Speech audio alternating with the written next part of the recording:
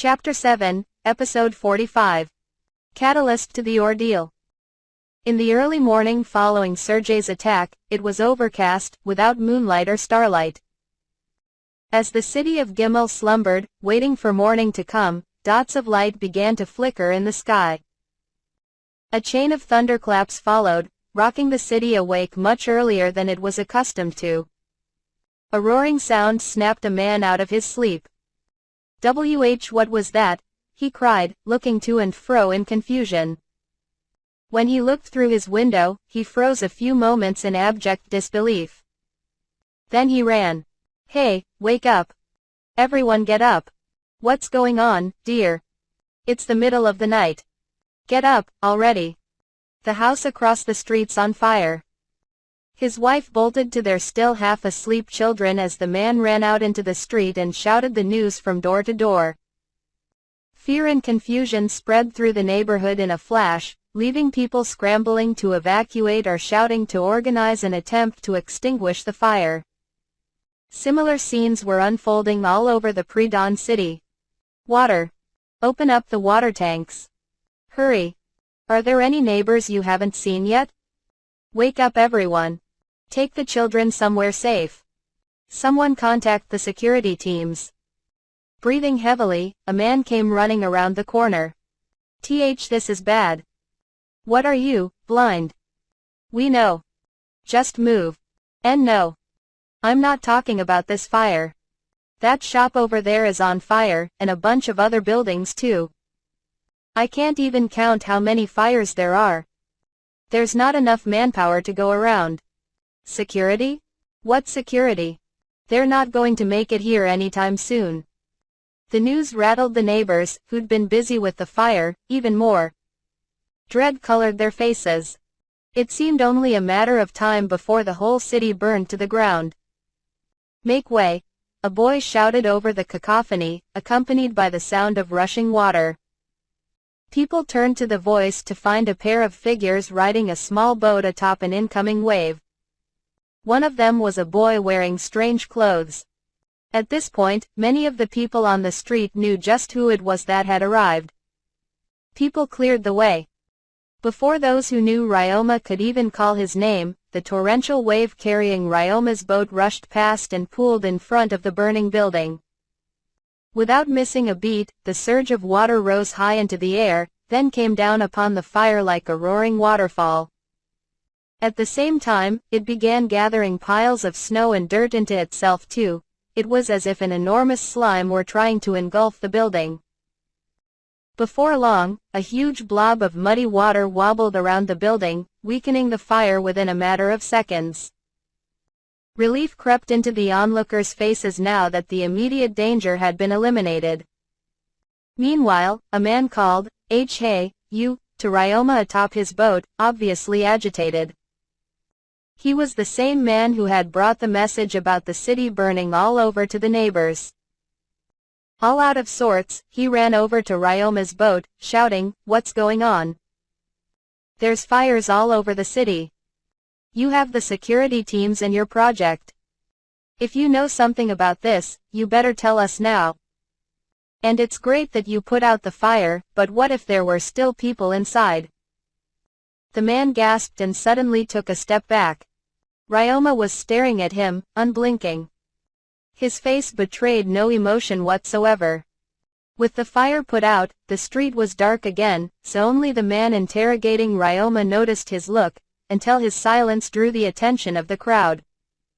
"You look scary again," Hudam said, standing atop the boat next to Ryoma. "I know controlling your magic is intensive work, but I'm sorry about that. It might have looked like I was glowering," Ryoma said in his usual tone. He turned to the crowd to answer the man's question. "There's no one inside the building. I verified that with magic as I arrived. All I know is that there are several fires throughout the city. I rushed out onto the streets so I could start putting them out. However, my security company is working alongside the Adventurers Guild to investigate and extinguish these fires." His words, along with the absence of an immediate threat, seemed to placate the crowd, although it still seemed agitated. Ryoma continued.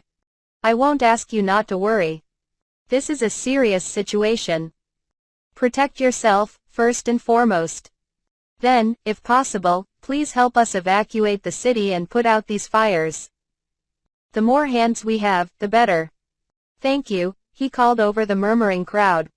Hearing this, the onlookers began to recognize what had to be done. You bet I'll help. We can't just stand by and watch. Thank you, Ryoma answered. Oh. My hospital is preparing to take in anyone who is injured. Don't hesitate to go there if you feel it necessary. As the crowd began to stir into action, Ryoma looked to the man who first spoke to him. You, sir. Who, me? If you don't mind, could you deliver a message to the constabulary? If only to tell them there was a fire here and that it's been extinguished? Yes, sure, I can do that. Thank you. Then, get on. What? I'm headed to the next fire, and it's on the way to the constabulary. Let's ride together as much as we can. It's faster, Ryoma urged. His tone was rather demanding, but in the current state of emergency, no one thought that Ryoma was overstepping a boundary. In fact, the crowd looked accusingly at the man, who was hesitating to climb onto Ryoma's boat. It didn't take long for the silent pressure to get to him, as he hurriedly leapt onto the boat. Let's go, Ryoma called, and the murky water encasing the building burst, flowed out, and rushed under the boat again. As the current picked up speed, Hudam spoke to the man aboard. Sorry about that. My boss is a bit assertive today. No, it wasn't right of me to talk to you like that, the man said. This whole thing has gotten me flustered. I appreciate that, Hudam replied. Like I said, it's very taxing for him just to keep this spell going. It's that bad. Oh, yeah. Takes a ton of magical energy. And it needs to be meticulously controlled, so he needs to be completely focused on that, if we're going this fast. Can't even talk to him right now. That's why I'm riding along, so I can help him. Which reminds me, I have to do some work too. Hudam began working at the back of the boat. The man quietly observed Ryoma and Hudam. Making sure that Hudam was preoccupied and Ryoma wasn't looking at him, he stealthily reached for his belt and drew his dagger. He'd crept up on Ryoma from behind and was going to thrust the blade into his back, when suddenly Ryoma spun around and struck his wrist with a wire slime. As the man dropped the dagger in pain, Hudam grabbed his arm from behind and twisted him to the ground, slamming his face into the deck and holding him there. How? The man muttered. We've been expecting an agent like you. Ryoma swiftly wrapped the wire slime around the man's neck and choked him out. Beautiful work, Hudam said, but are you sure you didn't want to ask him a few questions? We don't have time. Besides, he has to be disposable at this stage. I suppose you're right.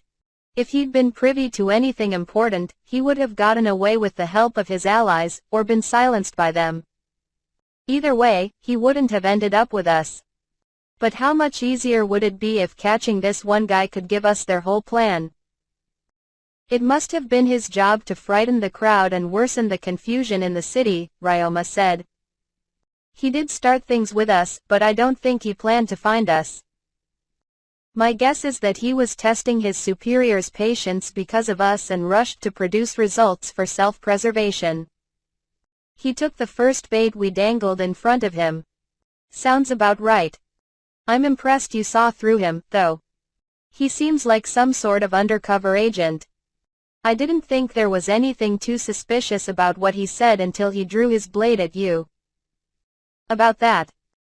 Apparently I've acquired the ill will detection and animosity detection skills, somehow. Earlier today, yesterday, now, when Surge was attacked, one of the guards, Yashuma, pointed it out, and I confirmed it by checking the status board. I hadn't checked mine in a long time, but I might have had them already when we first met, Ryoma explained. Right. You were really on edge back then.